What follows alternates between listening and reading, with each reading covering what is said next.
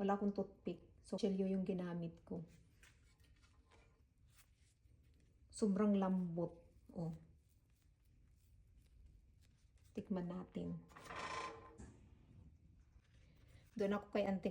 May saging sila doon na maitim na yung balat. Dinala ko. Sabi ko gagawin ko ng banana bread. Sobrang lambot.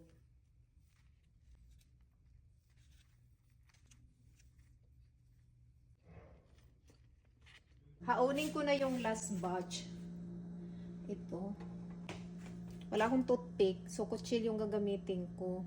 Kanya trinay ko yun kung basa pa siya. Wala na oh. Wala na. Malinis na.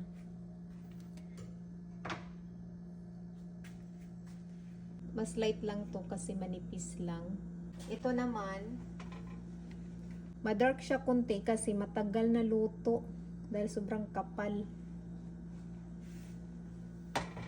Sinigro. Sobrang bango ng kitchen ko ngayon dahil sa banana.